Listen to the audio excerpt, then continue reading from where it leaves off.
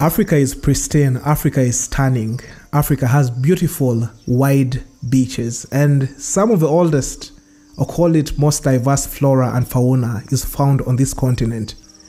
My motherland has majestic scenery. You could talk about things like from the ancient Sahara Desert to the savanna grasslands of Masai Mara. And you could also talk about the southern point of Africa, where you have the Indian Ocean and the Atlantic Oceans meeting. And if we talk about conservation, there are so many success stories around the few surviving mountain gorillas in Congo, Uganda, and Rwanda. But then you can still also talk about Ethiopia, which is the origin of mankind. And not to forget the melting pot of ancient human civilization in Egypt. Now, those are so many words, just touching on a little bit to describe some of the highlights of this great continent. But that might sound like phrases that I would use if I was attracting a visitor from the Western world. It's perhaps a message that would need a bit of repackaging if we are to interest our fellow Africans to explore this, our homeland. Welcome to the Jonathan Benaya podcast. It's another week, another episode, and another awesome guest on the podcast today. I've been following her for the last 5 years, and you'll get to know her in a bit. But her humble intro is that she is a Kenyan storytelling traveler. But when you do a few cursory journeys around the internet, you will see that she has one of the most stunning Instagram profiles out there, which reveals what a powerhouse she's become in the African travel and tourism space. She's done things from leading intimate group trips to taking solo trips on her own as well. She's done influencing work, but she also worked, she's worked or partnered with some of the biggest brands on the African continent. I have absolutely no doubts that you'll love and enjoy this episode. Joining me from Nairobi all the way in the 254, I'm incredibly privileged to have the awesome Winnie Rioba. Yes, that Winnie Rioba you know of from the Justrioba way. She joins the podcast, and you will be hearing more about her amazing story in a bit, but we'll also have a light chat with her about intra-African travel and this dream of a single African destination. So yes, thank you so much for tuning in. We'll have this and more after the short break. What's up, guys? Welcome to the Jonathan Benaya podcast, a show that is wild, very wild. We try to put out a new episode every Sunday with discussions ranging around how to make the natural world a better place, creating awesome images, telling stories with words, wildlife films and photography, with occasional musings on sound and tech.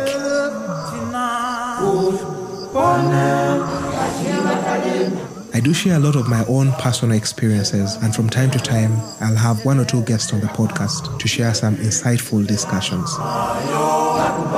If you are fascinated about the natural world, especially natural history films and photography, environmental conservation, and African travel at large, this podcast will have you in a spin. So thank you so much for tuning in, and enjoy your time here. Alright guys, welcome back to the Jonathan Benaya podcast, where we talk about the earth, images, words, wildlife films and photography, tourism and travel, and occasionally music. I really hope you had an amazing week, and I also hope that the new year is treating you well so far. Now, if you didn't know, tourism on the African continent is on a positive growth trajectory, and this is good news following those 2 really nasty years of the pandemic that really rocked the entire world.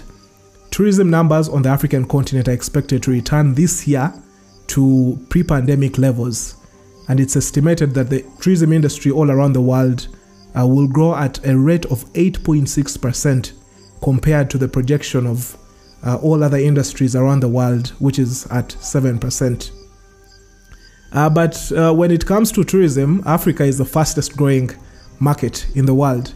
But despite this, there are still remaining significant challenges to growing the levels of intra-African tourism, with many of Africa's tourists, or call them Africans, traveling out of the continent to find better destinations, if I could call that in inverted commas, in places like Europe, Middle East, and I've seen people go to Asia now. It's this discussion that pretty much kickstarts or rather inspires this particular episode. But also link back to an episode that we did about 2 weeks ago where we had Kojo Bentham William on the podcast. That was when we were breaking down the top, call them the biggest tourism and conservation stories of 2022. One of the things that came up during that discussion was a discussion on Intra-African travel. And that's where this particular episode is birthed from. For those that don't know, Kojo is the publisher of leading travel magazine, Voyage Afrique, but he also works with the United Nations World Tourism Organization as the senior expert on communications. Yeah, so as I did mention on today's episode, I'm joined by a continental nomad who's perhaps seen the best of the continent. She's been, or rather she's seen and experienced so many great things. She's also, I believe, been able to see some of the opportunities that the continent has. But I'm also quite certain that she's also faced some challenges while traveling around the continent on an African passport. She goes by as Justrioba and also interestingly as the mother of passports. Winnie Rioba is a travelpreneur, a content creator who runs the Justrioba Way, where she organizes group trips for women around the world. Welcome to the podcast, Winnie. Thank you so much, Jonathan, for giving me the opportunity to share about my travel experiences on your platform. I cannot remember the last time I was on a podcast. Yeah. So it's quite a refreshing start of the year. You're welcome. How do we start this? Do we say habari? Do we say jambo? Is that the right greeting? Habari is absolutely correct, because if you say jambo, someone will just know you're a tourist. If you want to blend in with the Kenyans, you say habari, and the response would be mzuri sana na yako je, which translates to I'm fine, thank you. How about you? Okay. That's good. Yeah. That's interesting. I'm really ashamed that my Kiswahili classes in high school didn't go too far. It's the same story with my French classes as well. But thank you so much for allowing to do this, Winnie. I'm really excited to have this chat with you. Just quickly, how has the year been so far for you? I know it's very early to ask, but what's the year been like already? Well, I've gotten quite a busy, exciting start. I have been busy planning honeymoons for couples and amazing experiences for friends and families that love traveling. And when I say friends and families, I mean not my friends or families, but friends that come together and want to travel together, families that come together and want to travel together. This is another aspect of my business and brand that not so many people see on social media because I don't post this private clients. And yeah, that's what I've been busy doing. The weather in Kenya is quite pleasant, ranging from 24 to 28 degrees. Nice. I love it. Nice. Yeah. That's good to hear. Now, first thing first, just before I get well ahead of myself, I need to address the elephant in the room. And I've got a confession to make. I'm extremely jealous of the incredible places that you've been able to visit and experience. I've followed you from the time when you did that. Was it Expedition 196, where you were trying to travel, where you were visiting, I guess the goal was to visit all the countries in the world. Just quickly let me know, how many countries have you been to so far? First of all, oh my God, Expedition 196 was like 5 years ago, my goodness. Yeah. I was what I would like to think as a baby traveler then. I mean, I did stop counting at 28 countries. That was like 2 years ago. Wow. But since then, I have visited over 10 new countries. Wow. And I'm estimating that I'm at 40 something. I really need to sit down and write because I realize that it matters, especially for someone with an African passport. Yeah. Yeah. So 40 something countries now. Yeah. That's a very good problem to have. Yeah, you must have some favorites though. Maybe some destinations where you feel your soul come alive. Well, outside Kenya, Joe, that's a very hard question, Banange. I hope I'm using Banange correctly. Ah, you know Banange. That's a very Wow. hard question. I don't, but definitely Malawi. It could be because Malawi was one of my first countries to visit solo back in 2016. It's also called the warm heart of Africa for a reason. The people there are very generous, they're kind, they're hospitable, as it is around Africa in general. But Malawi has my heart. Yeah. And of course, Kabale in Uganda. Nice. And most recently, Mozambique. I absolutely love Mozambique. When you talk about Malawi, I remember watching that video where you sat. I don't know if that was Malawi, the one that has that very old ship, call it ferry. It's Malawi for sure. Yes, yeah. It's Malawi, the MV Ilala. Yeah. Yeah. It's quite interesting, but perhaps. That was scary. It was. Yeah. It's over 60 years old now. At the time, it was 55 years old. Whoa. When we got onto it. And sadly, it's the only means of transport that connects one end of the country to the other end of the country via the Lake Malawi. And these people depend on this one ship at the time then to ship goods and products and food stuff for people that live within the two destinations because they can't access the mainland. Yeah, but it was a very wonderful experience. I loved it. Okay, it's good. It's good to hear. Yeah. Now, Winnie, tourism is about people traveling to other destinations, and by traveling, they're able to open up new possibilities. You have a lot of cultural exchange, but also you're able to identify new business opportunities. I've seen you do so many things. I've seen you skydive. I've seen you in the desert in Namibia. Apart from like the destinations that we've talked about, is there like a particular experience that you'd say is the most memorable experience of all your travels? Well, absolutely. I'm the kind of traveler that rarely sleeps when they visit a new destination. Yeah. I want to see everything. I want to meet the locals. I want to try the food. I want to pick up a few words and learn the local language. That's why I said Manange earlier. And some of my things, other than those that you've mentioned, is actually the people that I've met in the African continent. The ones that I now call friends. Yeah. And I can call their homes, I can visit their homes and they host me. And even those people that I will never see again, people do know how to make a destination pop. And there's also the fact that I started mountain climbing. I picked it up during the peak of the COVID-19 pandemic. And since then, I have visited Mount Kenya at least 3 times. I have done Mount Kilimanjaro, and I'm currently eyeing Ruwenzori, which I was supposed to do last year, but something came up. So I'm trying to do it this year. Yeah. I'm still being convinced to hike the Ruwenzoris. I need a lot of I call it what, convincing that I'll get to the top and come back alive. I'll convince you. Don't worry. Yeah. I'll convince you. Okay, now let me just backtrack a bit and probably just tone down on my excitement. I know the guests tuned in would love to know a bit about Justrioba and also know about the origin of this name, Mother of Passports. Just tell us a bit about yourself. Let's get the short version of the Justrioba story. Okay. Generally, I've always been passionate about travel. And for you to travel, you need money. So when I got my first well-paid corporate job, FYI, I have worked as an auditor before. In forensics. I've worked in a bank before. So that is how I used to support my solo travel experiences. Because at the time I was 24, I was living at home. I could manage to save for my future and also set some money aside to travel.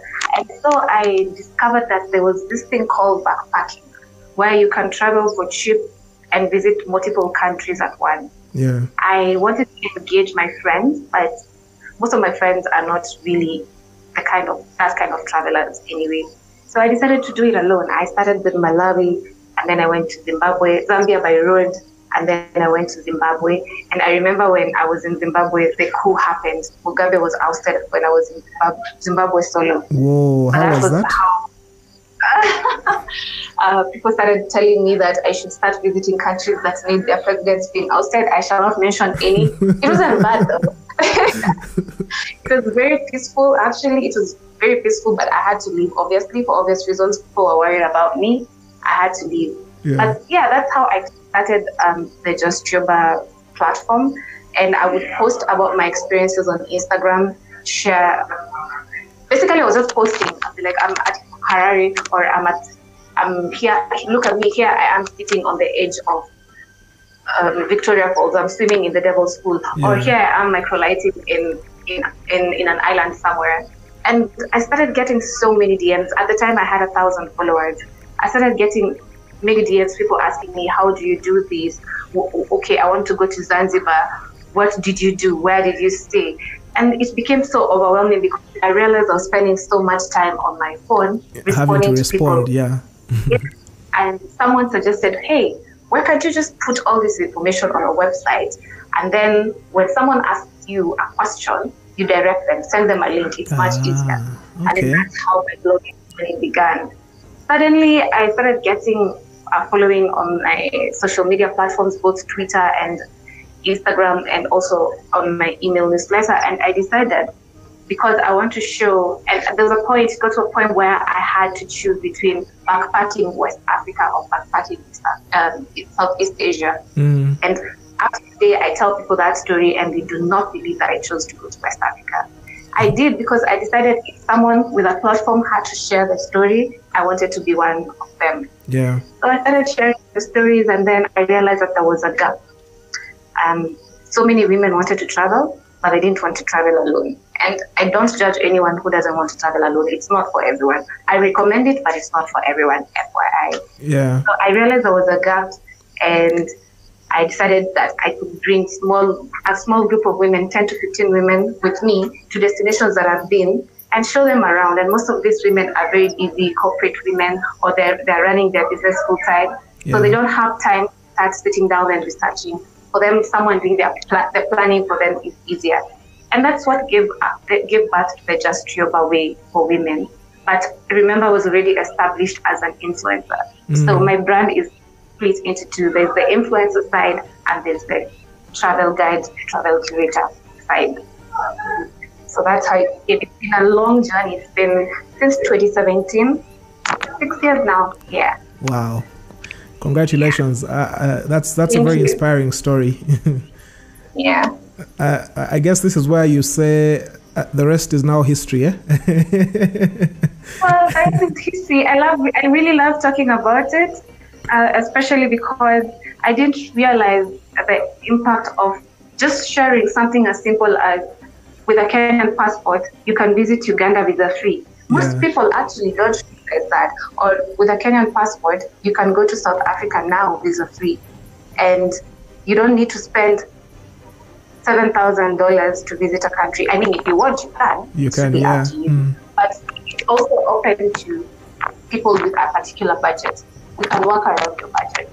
And I also started talking about saving tips, travel tips, how to save, and also not to forget about the other side of the life, because life is not all about travel. Yeah. And yeah, the rest is history, as you say. Yeah.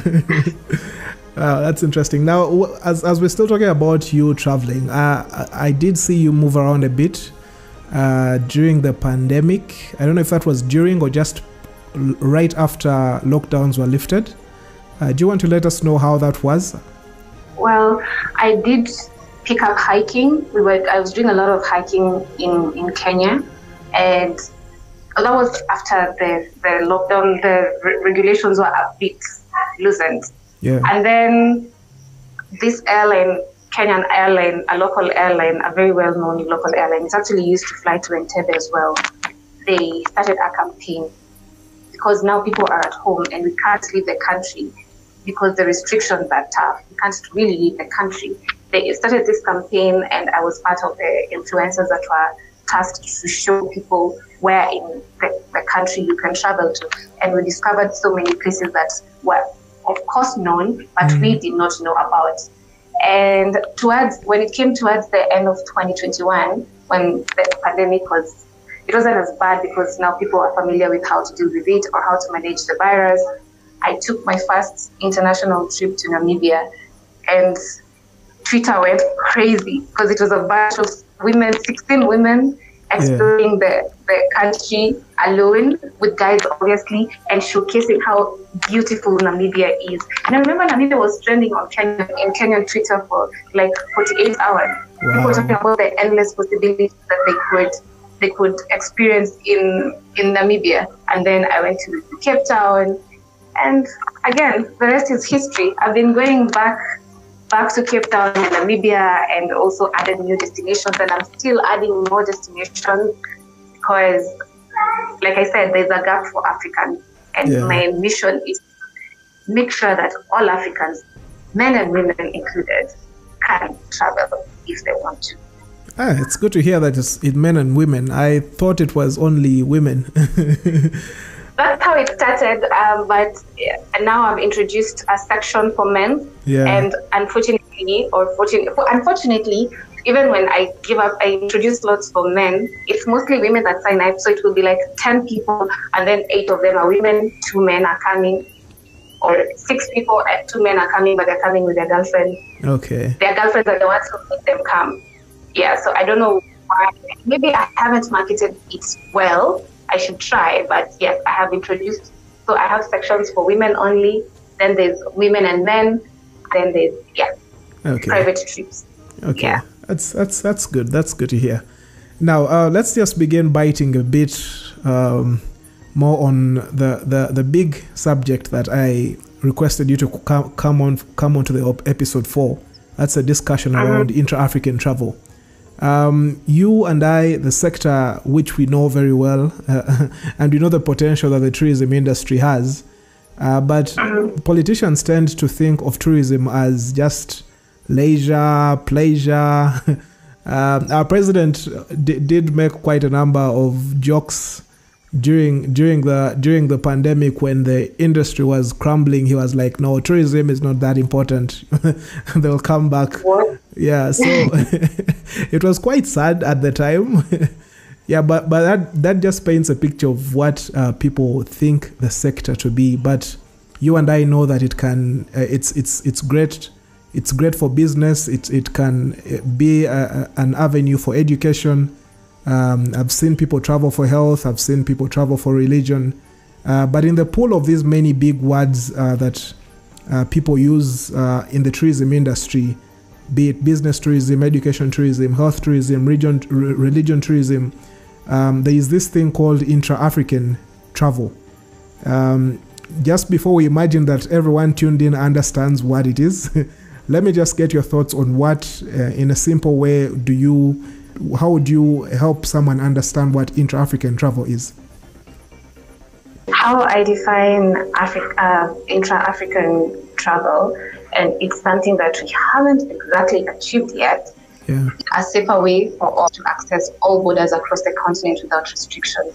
And this may and will create high demand for flights within the continent, meaning more commercial flights in the continent will come up. Because what do you mean for me to visit Chad from Nairobi? I need to fly through Paris. Yes. At first, pay thousands of dollars in the process. That's crazy. It also means our governments need to work together to modernize the infrastructure, our road networks, to connect our countries, or at the very least, we are connected by regions. And intra-travel, basically what I'm trying to say, intra-African travel is making travel affordable and accessible for all Africans. African passport. Yes. Okay, interesting. And now we did talk about the Justrioba way a little bit. But as I was listening to you talk about that, I was reminded that on my bucket list, I've really had this continent. I don't know if I should call it a continental road trip or sort, but it's basically a journey down south, quite similar to what you did with Malawi, Mozambique, and what. I've been planning to do a road trip with the boys all the way down to South Africa through Botswana. I really dream of those two destinations, Botswana and Namibia, because one of the things I do is I take wildlife images, and Botswana and Namibia are way up there.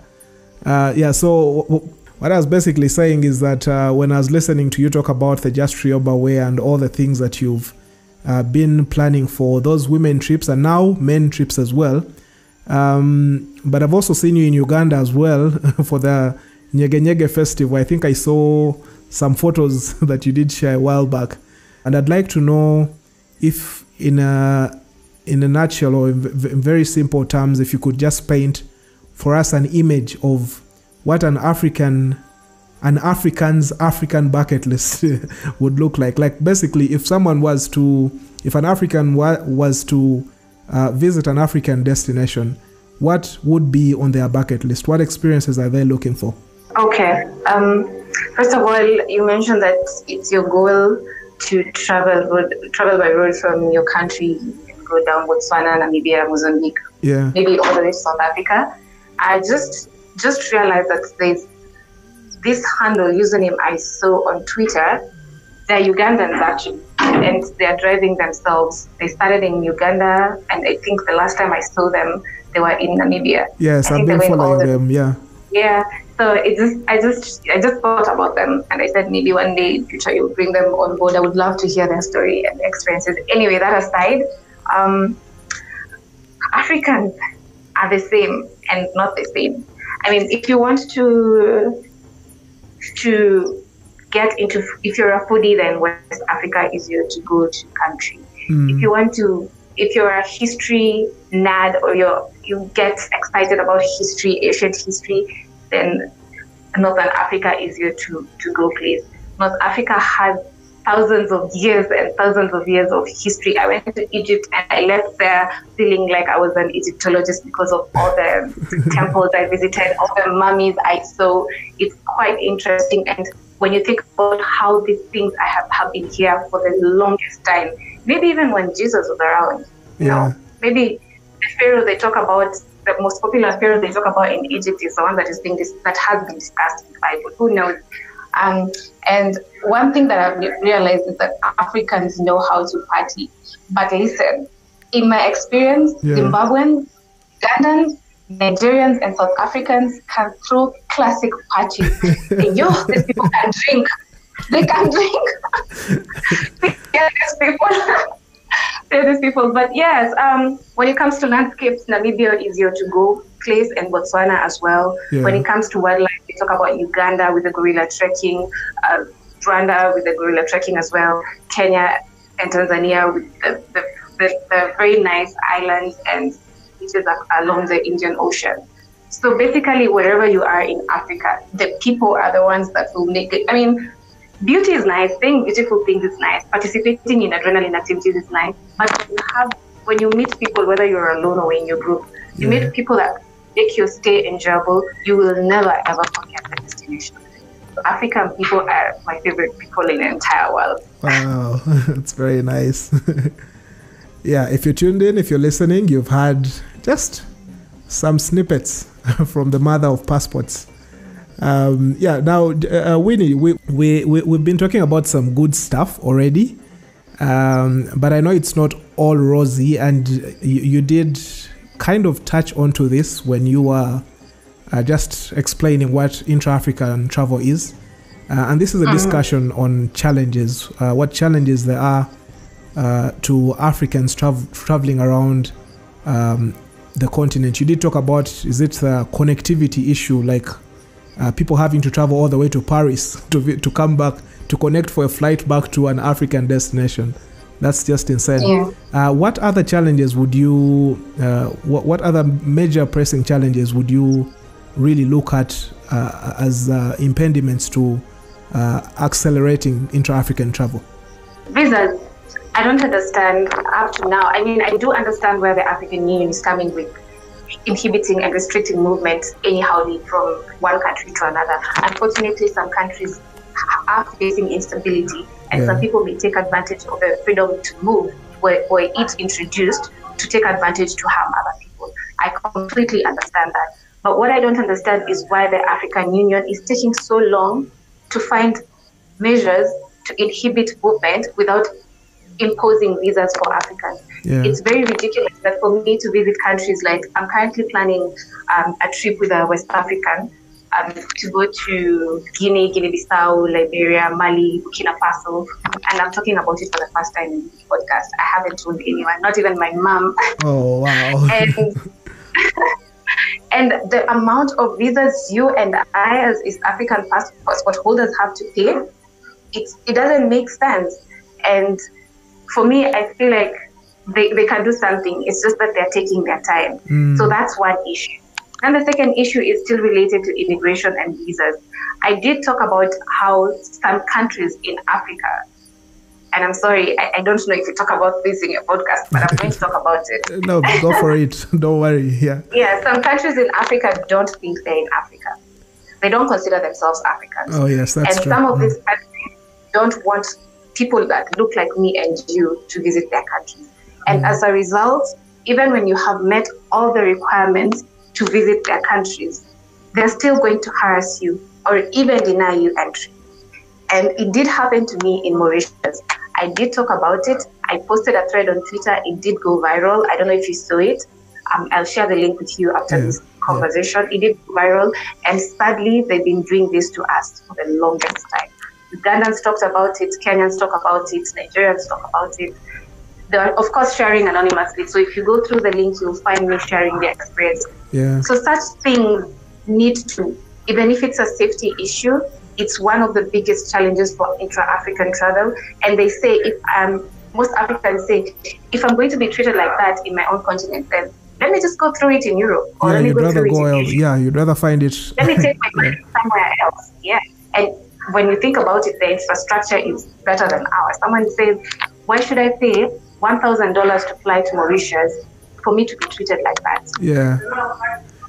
I could pay $400, $500 to go to Paris and get a better experience. That's what people say. This is a conversation that is on the ground as we speak. And I guess it's also, when you talk about that, it also reminds me of the same discussion we have back here in Uganda around domestic tourism, because even the Ugandans traveling within Uganda do mention quite similar, or rather have similar sentiments towards visiting their own destinations, things like segregation, things like just the cost. Some of the costs are crazy. Yeah. The costs are crazy, and I'm glad you brought that up, because during the pandemic, they tried to bring down the costs to discount the prices, especially in some particular properties that are really known for segregation. Yeah. And these are conversations that people should speak about now that we have social media. Social media is a very powerful tool. And when people come together and talk about such things, not only on the ground, but even on social media, change does happen. Yeah. Yeah. So those are some of the biggest challenges, and of course the infrastructure. When if flights are too expensive, then at least make the roads better. And like I said earlier, at the very least, regional. Kenya, Uganda, Tanzania come together. Southern Africa comes together and make their roads better. The same with West Africa. West Africa needs work, and then North Africa. Yeah. At the very least, yeah. Okay, that's interesting. Now you can almost guess my next question. It's usually an obvious one. I don't know. You know, we tend to talk a lot about government helping us. Of course, I know the government does play a very significant role in creating an enabling environment. But I'd like to know whether with the government or without the government, are there any solutions that you can share with us? I do see that this integration, be it regional or at the continental level, seems to be working quite well when it comes to commerce and trade. How do we get that partnership that we have with like the African Continental Free Trade Area? How do we get it to make sense in the space of tourism and travel? Okay, I really love that question. Like I said earlier, speaking up and not necessarily complaining, tourism boards across the African continent, not all African countries, but tourism across the African continent, the tourism boards tend to run with archaic principles. Most of them don't even know about content creation. If I was to sit down with someone in his 50s or 60s and tell them I'm a travel influencer, they'll tell me, what do you mean? What's that? What's that? What is TikTok? What is Instagram? But they don't realize that people are actually consuming information that can bring their country's money from other countries on social media. And people have the power to speak up. If you feel like you can pitch an idea, and I'm talking to potential content creators now, potential influencers, photographers, and filmmakers, if you can pitch an idea to your tourism boards in your respective countries, or if you know someone that can listen, I feel like we would be very much involved, and it would be a very good start, because I don't like clicking on a website and seeing someone who doesn't look like me visiting an African country. It's not. I want to hear experiences from people that look like me. And like I said earlier, this is why I decided to go to West Africa as opposed to Southeast Asia when I was presented with that solution. I remember I was funding my trip, all the expenses, and I chose to go there because I wanted to be part of those people that someone can look and say, oh, that someone looks like me. Yeah. It's nice when you see someone that you can relate to. And again, our experiences are not similar. So speaking up is one of the best tools. And also just sharing information online. And that's what I can think about now. But the government, we also need the support of our government. Yeah. Our government, they need to support us, because you can only do so much as an individual and as a brand. Yeah. Yeah. That's interesting. That's some very, very good insights. And if you tuned into the podcast and you have some thoughts of how we can make this dream become a reality, be sure to, if you're listening on Apple Podcasts in particular, be sure to leave a comment. Could also be a comment as a review, and I'll be glad to look at that. You can also use the email address in the podcast notes, or podcast description as well, just to share your thoughts as well. And now, Winnie, as you were just responding to the previous question, you did talk about content creation, and that's one area in which I'm very passionate. But also, I know you, as we have already mentioned, you also do run a tour agency of sorts. I'd like to know, for the African traveler, this is a two-pronged question. For the African traveler, do we need to repackage our message as content creators if we are to attract them? Because there's that contemporary message that goes out to the Western world to invite them to the continent, and that's doing very well. That's doing excellently in attracting people here for safari, for investment, and blah blah blah. But for the African traveler, do we need to curate our message a bit differently? Then the second, or probably the second half of that question is, are African travelers willing to work with agencies, or call them DMCs, or destination management companies? Or are they the kind that will wander off on their own and just try to figure things out? Okay, I'll start with the second part of your question. There's digital nomads in the African continent. They're coming up. I've met a couple in Kenya. I know another one that lives in Uganda. Yeah. And such people don't want to work with agencies. What they want to see is the content that influencers. No one has asked influencers to post content, but they love doing it. I love doing it. So they see this and they have a rough idea of, point in case, maybe if they go to Mozambique, they know they want to go to Bazaruto, where the dunes and the ocean meet, or they want to go to Blanculos, which is a very beautiful island.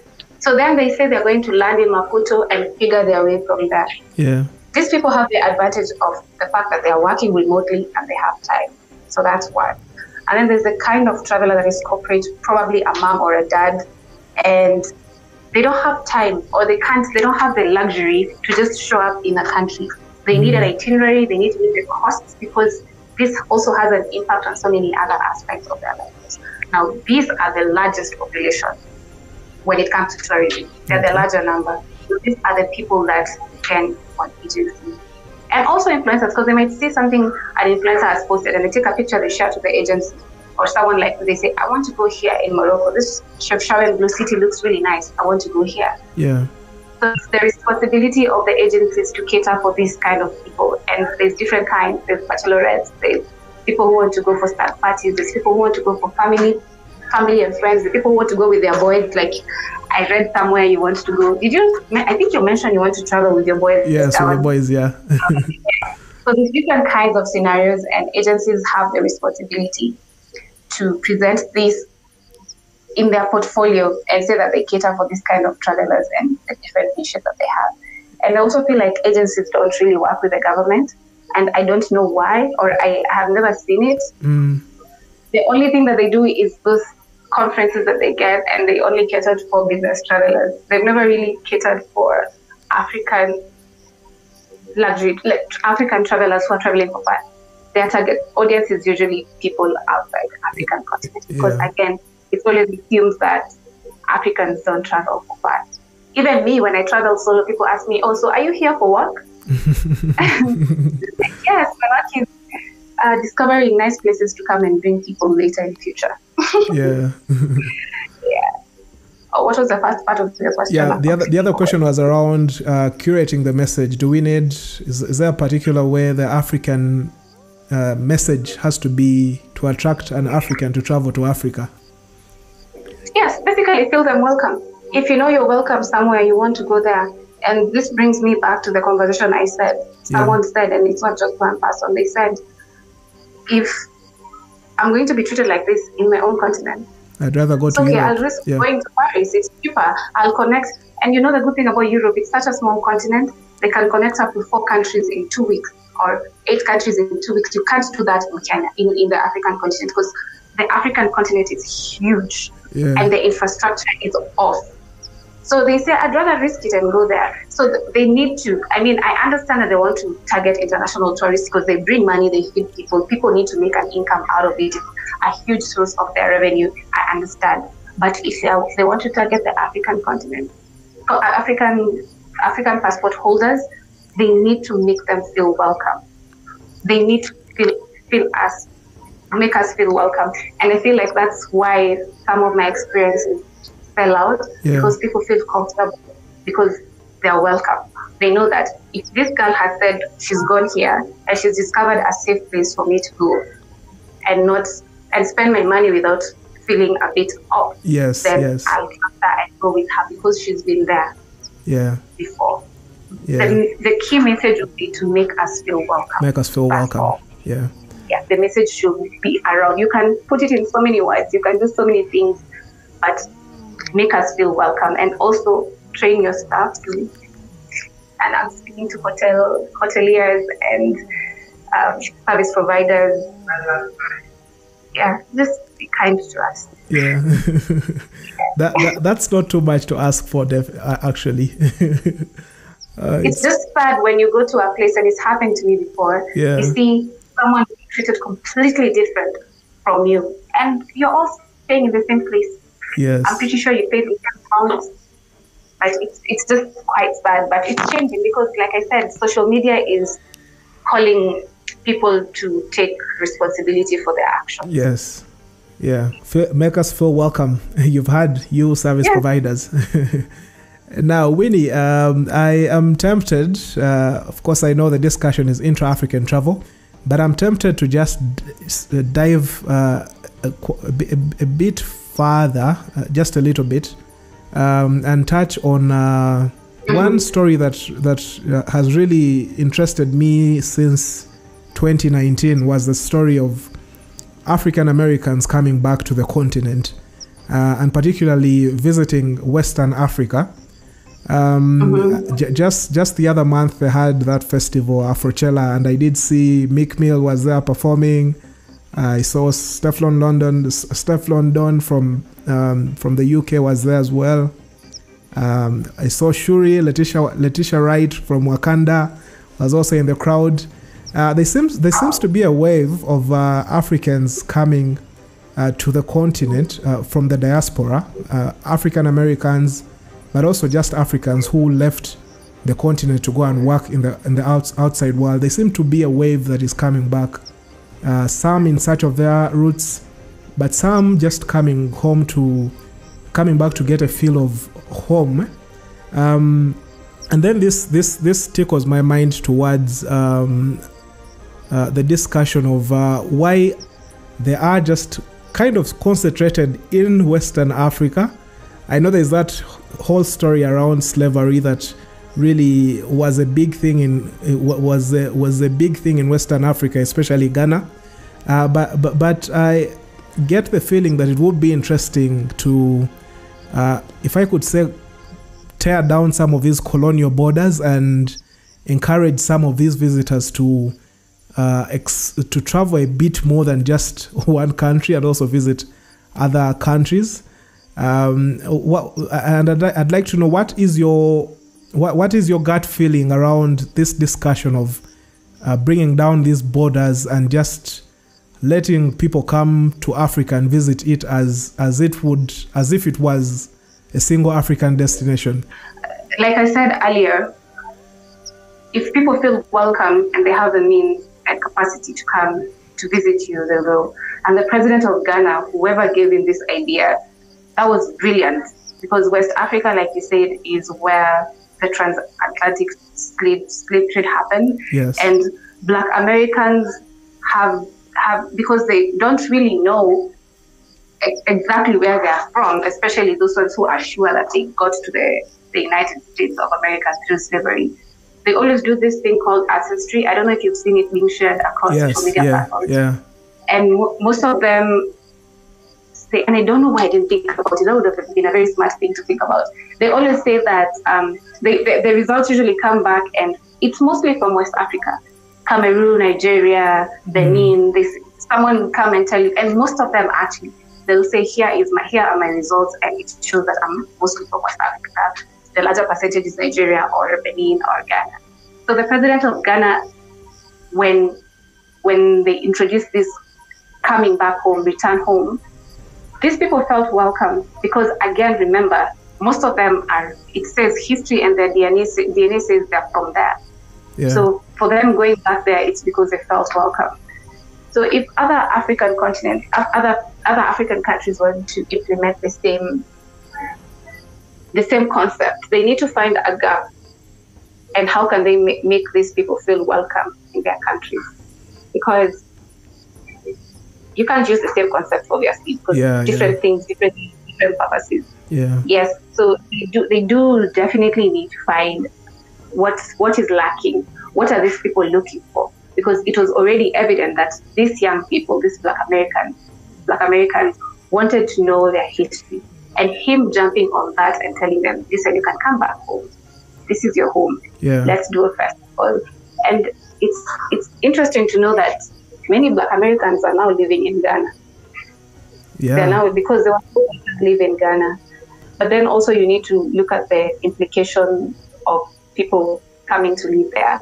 Mm-hmm. And how the benefits have to outweigh the limitations, or the pros have to outweigh the cons. Yeah. So yes, each African country has to find what is lacking, what are these people looking for, how can we welcome them back home. There's got to be that pull factor. It's I get what you're saying, and I feel like that should be a very good point to end this particular episode on. But before I let you go, I'd like to know the mother of passports. All these stunning moments, all these Instagrammable shots that we see on your timeline.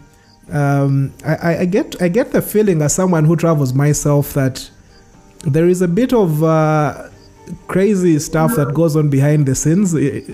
I imagine it doesn't always go to plan. It's not always smooth. Of course, you've talked about places where you've been and you've not felt welcomed.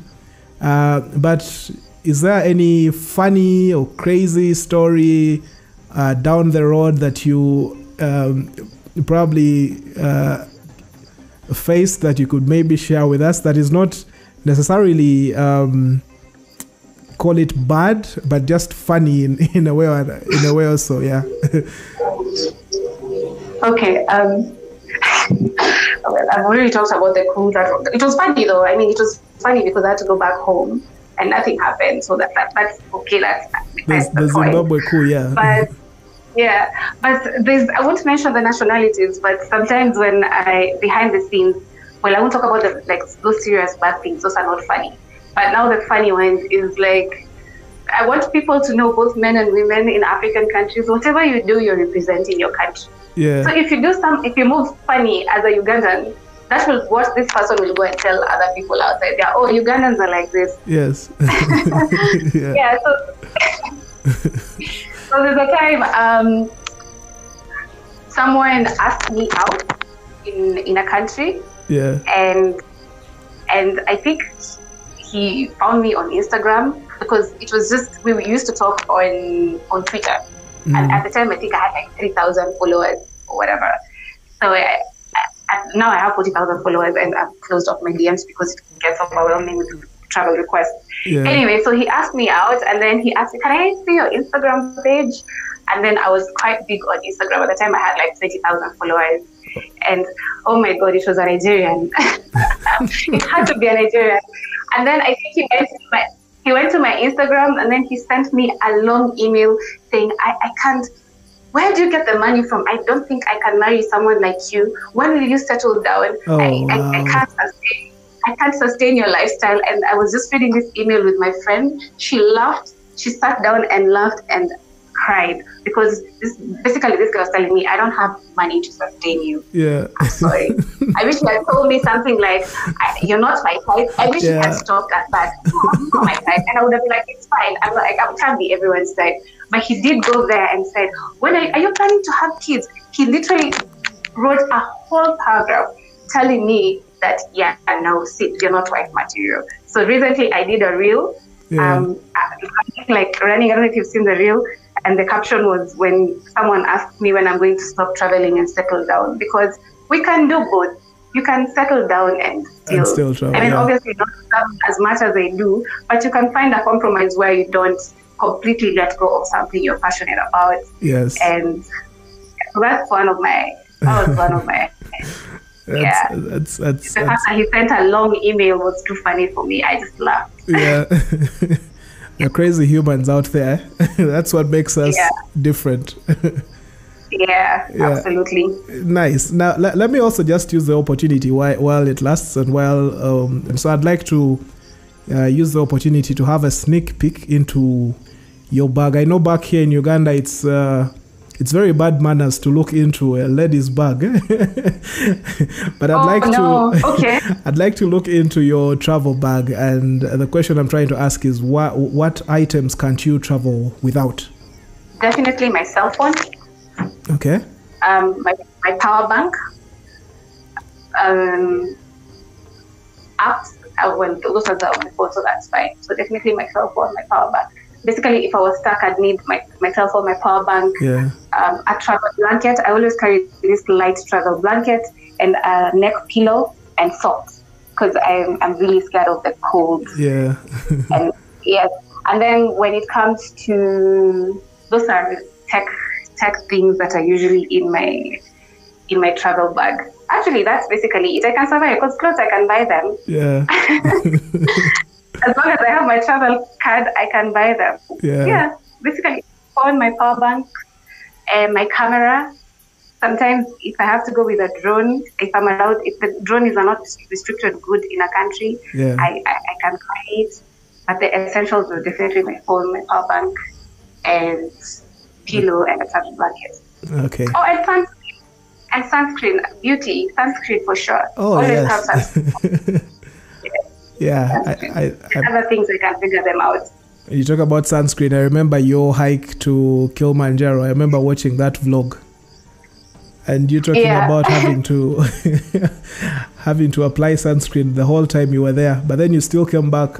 I think you still had. Were they call them cold burns? Yes, I did. I got cold burns. Yeah, I got cold burns. Yeah, it was very weird. I'm planning to go back actually. But yes, you have to have sunscreen on. And men don't like applying sunscreen, but it's something that you should do, and it should be every day, whether you're leaving the house or not. But yes, I got cold burns despite using sunscreen. Yeah. I think with the mountain, you need Vaseline more than sunscreen. Yeah, so just listening to you, I get the feeling that you're a light packer. You're not the kind that packs suitcases and suitcases of stuff when you're traveling?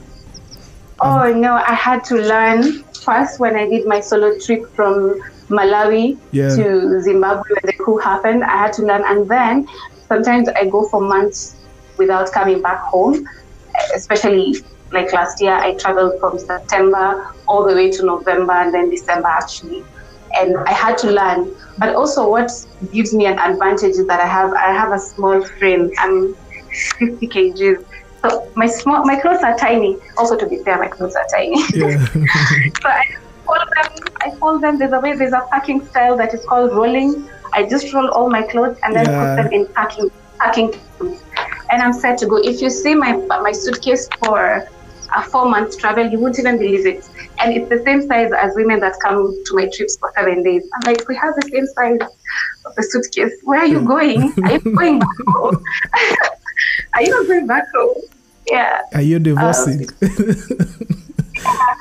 The funniest thing that I remember from my travels is actually the language barrier when you visit West African countries. Yeah. At the time, Google Translate was not working in my phone, and I met this French girl.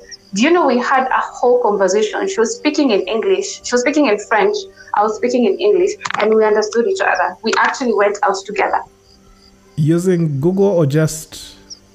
No, we were just speaking. She could pick some words in English, and then I could pick some words she was saying. Yeah. Like when she says, because I have to learn a few words in French. I'll know that's the bill. Yeah. And then I know the word for class, the words for foods. So she could just pick some words and put some words. The important things, Food. Yeah. Yeah, we went out, we danced, and we are friends now. Now we speak with Google Translate. She's from Ivory Coast. Wow. Yeah. That's good. Those are beautiful stories that come from traveling around the continent. Yeah. Now, Winnie, we've come all the way to the end of the podcast, and I'd like to once again thank you so much for joining me.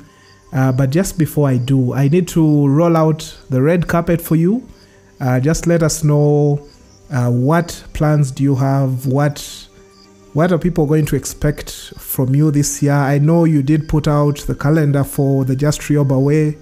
And I know South Africa now has, they've given you... Visa free. Yeah, it's a visa free for Kenyans. Yeah. Tell us all the good stuff, and also just remind us, how can people keep tabs with you? How can people continue to follow the incredible work and journeys that you take? Well, my username is Justrioba across all platforms, social media platforms, Instagram, Twitter, TikTok, Pinterest, basically anything Justrioba, that's me. And if you want to email me, winnie@justrioba.com. My website is justrioba.com. And like you said, South Africa is visa free, so many people are going. As we speak, currently 8 people have used my travel planning services, course services to go to South Africa, and many more are going. So definitely South Africa is going to be part of the plan. Definitely going back to Morocco. It's one of the best-selling destinations for me. And I'm introducing new destinations in Africa. I'm introducing Senegal, Cabo Verde, and I'm also going to introduce Tunisia. But I have to visit them first. I'm planning to visit them. And of course, Europe, some countries in Europe and Asia. Nice. But yes. 2023 is going to be interesting because I'm trying to shift my business model to visit a country once, get all the information that I need, and host people virtually. I don't have to go. Yeah. Okay. Correct. Yeah. Lovely. Thank you so much, Winnie, for joining the conversation today. I hope we can have you back on the podcast in the future. I would love to come back. This was exciting, actually. I loved it. Yeah, fantastic. Yeah. Throughout the whole conversation, I've come to conclude that we both seem to agree that we need to deliberately develop intra-African travel, especially as, if you call them these return visitors from the Western world, they seem to be getting more and more fatigued with the same African destinations year in, year out.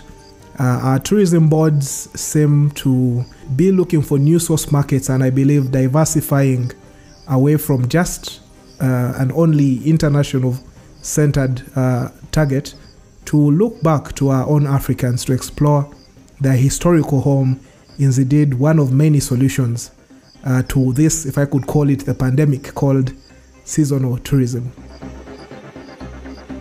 we'll leave you with a link to the Justrioba website in the description on the podcast notes, in case you'd like to find out more about Winnie, but also the incredible work she does and those beautiful journeys that she takes.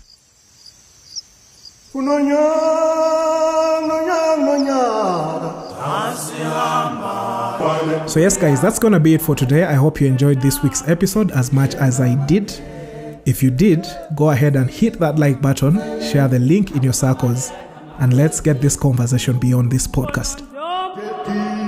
For those that just can't have enough and would like more of such conversations, be sure to subscribe to the podcast if you are on Apple Podcasts.